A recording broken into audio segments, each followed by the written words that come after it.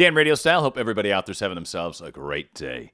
A formula for victory. This is absolutely an awesome chapter. It is the final chapter of Your Faith is Your Fortune and really rounds out the entire book. It gives us basically 3 rules that we follow. And he's got a great example. It's a great analogy once again. But on top of that, define your objective. First thing, right? Define your objective. He gets into it all.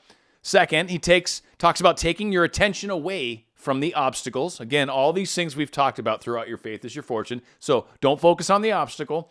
Focus on the result, right? Third, close your eyes and feel it as though it has already happened. These are the 3 big things he's talked about. How we manage to change our consciousness, how we manage to make our consciousness shift into a higher vibration, and how we essentially keep it there, even though we may not necessarily see it yet in our physical world. And the important part is stand still in the knowing until you feel the thrill of victory. This is kind of the big takeaway. You want to stay in that place. Even if you slip down for a moment and go, I don't have things, just get yourself back into that place where you have it again, where you're feeling it again.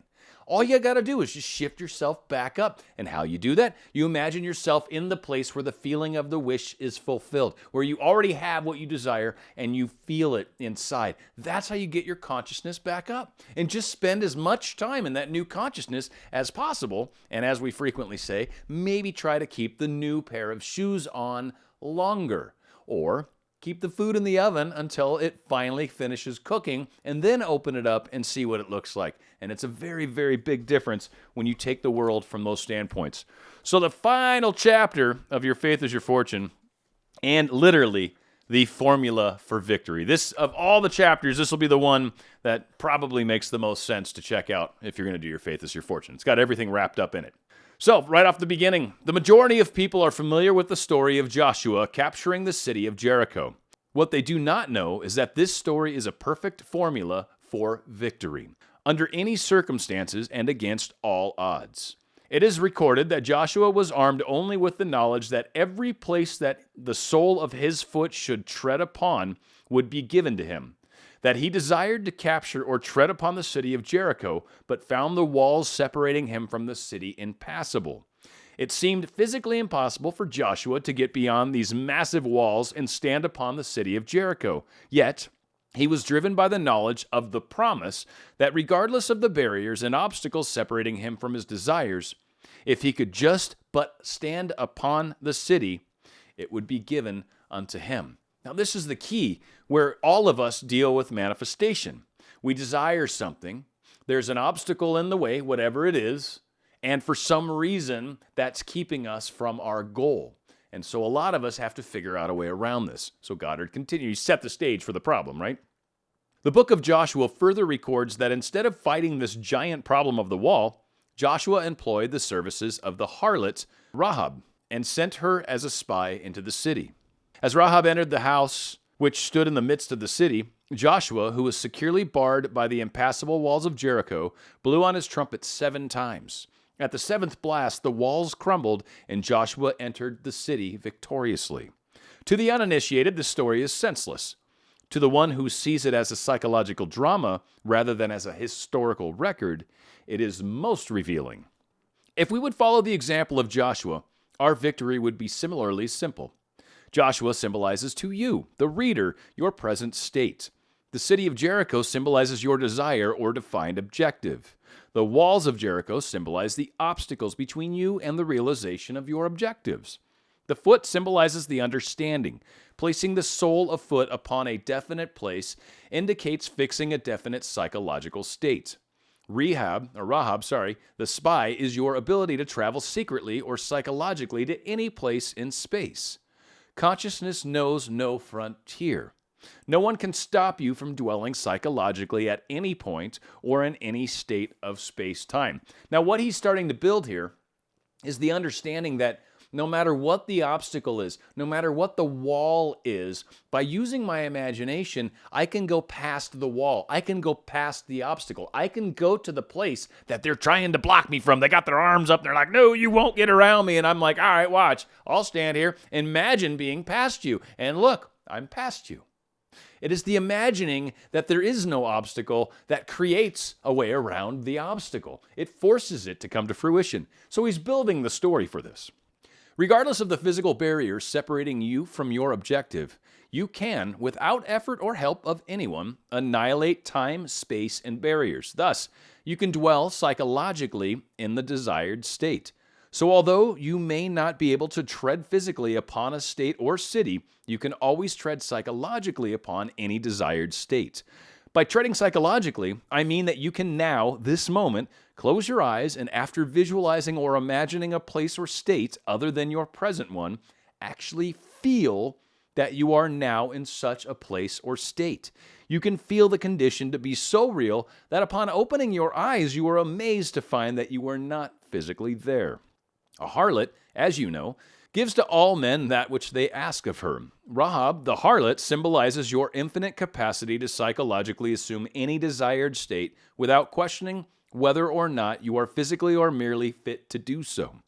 You can today capture the modern city of Jericho or your defined objective if you will psychologically reenact this story of Joshua. But to capture the city and realize your desires, you must carefully follow the formula of victory, as laid down in the book of Joshua. This is the application of the victorious formula as a modern mystic reveals it today. First, define your objective, not the manner of obtaining it, but your actual objective. Pure and simple. Know exactly what it is you desire so that you have a clearer mental picture of it. So again, imagine the end state. Imagine the place that you're going to be. Do not look at the how. Do not look at the steps in between. Do not mess with the middle ground, as I frequently said, but look at the end result. Secondly, take your attention away from the obstacles which separate you from the objective and place your thoughts on the objective itself. Meaning, if there are any blockages in your way, stop looking at them. Every time people say, I'm doing all the things right in law of attraction, I'm doing this, I'm doing that, I'm doing this, but they're still not there. But the third party's still there. But someone else is doing the job. But I still don't have a car. Stop focusing on the obstacle. Stop the but. Get your butt behind you where it belongs. I just made that up. That's kind of funny. Thirdly, close your eyes and feel that you are already in the city or state that you would capture. Remain within the psychological state until you get a conscious reaction of complete satisfaction in the victory. Then, by simply opening your eyes, return to your former conscious state. You want to remain in this state. You want to remain in the understanding that this is happening. You want to remain in the feeling that this is happening, that this is occurring, that this is what I have right now.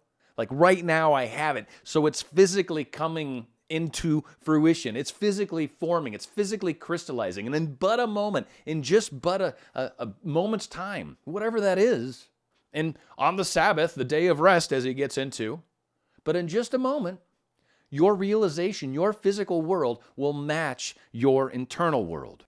This secret journey into the desired state with its subsequent psychological reaction of complete satisfaction is all that is necessary to bring about the total victory. This victorious psychical state will embody itself despite all opposition. It has the plan and power of self-expression. From this point forward, follow the example of Joshua, who, after psychologically dwelling in the desired state until he received a complete conscious reaction of victory, did nothing more to bring about this victory than to blow 7 times on his trumpet. The 7th blast symbolizes the 7th day, a time of stillness or rest, the interval between the subjective and objective states, a period of pregnancy or joyful expectancy. The stillness is not the stillness of the body, but rather the stillness of the mind, a perfect passivity, which is not indolence, but a living stillness born of trust in this immutable law of consciousness. 7th blast really talks about the space between, the moments between the moments between right now where I have it and this other right now where it's physically in my real world. I have it right now. It is mine right now. It belongs to me. It is mine. It is crystallizing as we speak. But at some point in the not so distant future, some point, somewhere, at some amount of time that's reasonable or whatever, Goddard says it all the time, at some amount of time, this thing is going to show itself. And you hold that vision until It shows in your physical world. You don't doubt, you don't question, because you know it's coming. You know that through your harlot, through your imagination, that you're able to get through the barrier, get into the city, and allow yourself to make it there. Those not familiar with this law or formula for victory, in attempting to still their minds, succeeded only in acquiring a quiet tension, which is nothing more than compressed anxiety. But you, who know this law, will find that after capturing the psychological state, which would be yours if you were already victoriously and actually entrenched in that city, will move forward towards the physical realization of your desires. You will do this without doubt or fear, in a state of mind fixed in this knowledge of a pre-arranged victory. You will not be afraid of the enemy because the outcome has already been determined by the psychological state that preceded the physical offensive. And all the forces of heaven and earth cannot stop the victorious fulfillment of that state. Stand still in the psychological state defined as your objective until you feel the thrill of victory. Then, with confidence born of the knowledge of this law, watch the physical realizations of your objective. Set yourself, stand still, and watch the salvation of the law with you. This is truly the step, the secret, the part that all of us need to remember. These three simple rules, these three simple pieces of the formula will ensure your victory when you follow it. Now, when you doubt, when you look up the objectives, when you don't follow this advice, then yes, you're going to have mixed results, possibly very bad results. When you actually ignore the fact that there's something maybe blocking you, when you ignore the fact that there are certain things that need to happen in order for this defined outcome to occur, well, that's fine. And that's part of the experiences that will occur. That's part of the 7 trumpet calls, if you will, right? The 7th one's going to be that final thing, and bam, you're finally at your destination. It's finally in your physical world. But the first 6 trumpet blows maybe were steps in that direction, starting a dating app, right? Or maybe doing your resume and getting that pumped up, getting some clothes for your interview, maybe going and test driving some cars to see what they feel like so you can imagine them better. Maybe doing some house shopping, going to some open houses and getting a feel for how different model homes are set up and whatnot, and giving you ideas for how you'd like to do your home. Maybe you hop on Pinterest. Maybe you're hopping online and looking at images there. But there's any number of ways to get ourselves to that place. To that place, being in that place, feeling that energy, and not noticing any blocks or obstacles, not noticing the wall. When we follow that advice and know that what starts inside ourselves and what we feel as true, and that feeling, holding on to it as long as possible, that is the living in the end. That is the living in the end. Keep that feeling with you. And as you do, it is yours right now. It continues to be yours right now as you step through this day, as you step through tomorrow, as you step through the following day. It continues to be yours through every single step. And at some point, physically, it shows up in your reality. Follow these steps and your dream is yours. Dan Radio Style.